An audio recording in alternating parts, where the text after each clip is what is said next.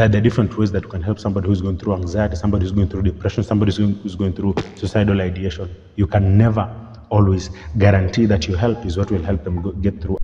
Some people have already made a decision on what they're going to do, and they just want somebody to hear them out, not necessarily to validate, not necessarily to agree, accept, or to talk them out of it, but to know that they can count on you to listen and understand what they're dealing with. Depression is not a clinically testable illness that can be solved by a bunch of tablets. It cannot be solved by this quantity of medicine over this period of time. Sometimes all it needs is a psychological understanding of the environment that you're in, that you can count on somebody, that you can depend on this and that, you can be able to survive this and that. Sometimes we further other people's spiral into depression because we want to show them that we are better than them. Understand, we are all different. Unless you accept that the uniqueness that you possess is an advantage when the need arises, you'll always pursue competition, trying to outdo somebody, trying to prove that you're better than him, better than her.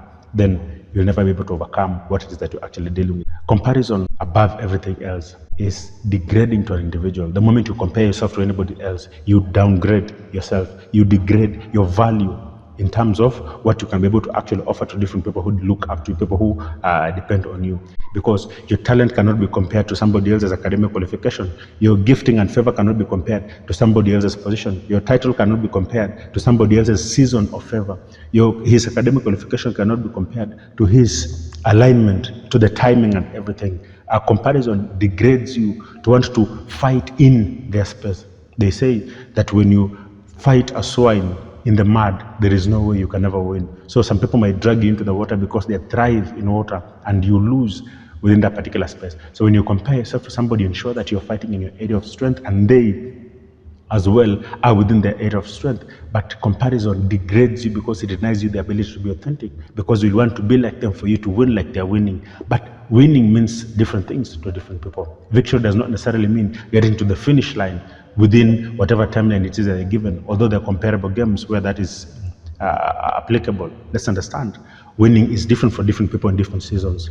Your winning might be the fact that you've been able to overcome a certain level of addiction. You've been able to stay sober for this period of time. You've been able to say no to this number of people. You've been able to stand the test of time over what it is that everybody thought was supposed to kill you. Sometimes we don't give ourselves enough credit because we are competing against people who are within the area of strength.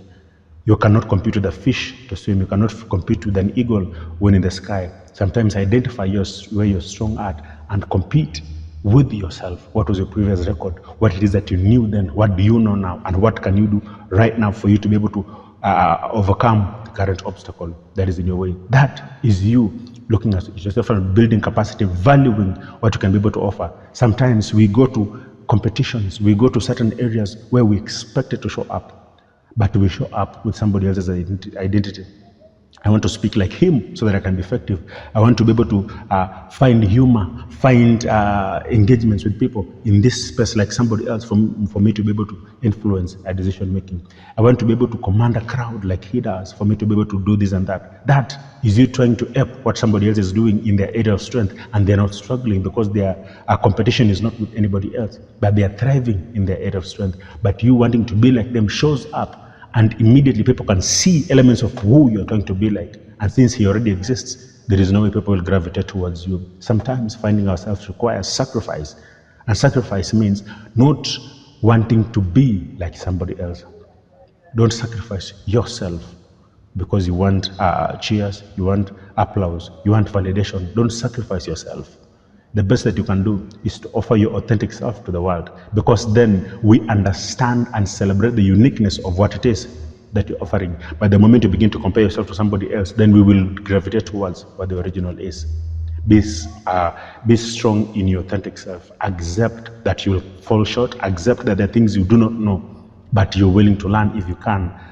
If you can't, then further the areas that you're very strong at, areas that you're very good at, areas that you can clearly grow within your area of capacity is a sacrifice. And that sacrifice has to be you understanding what it means for you to make every step, every growth, every exponential, progressive stride, regardless of how minor that might be. Accept you might fall short, but that is who we are. We are not perfect, but it is within the small quantities of the small elements of imperfections, it is what makes difference in somebody else's life.